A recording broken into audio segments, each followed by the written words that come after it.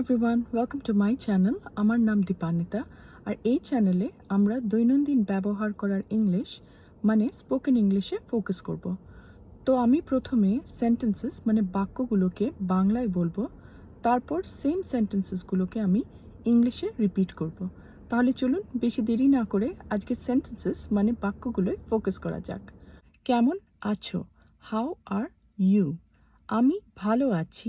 I am fine, thank you. অথবা I am doing good, thank you. তুমি কোথায় থাকো? Where do you live? তোমার বাড়ির ঠিকানা কি?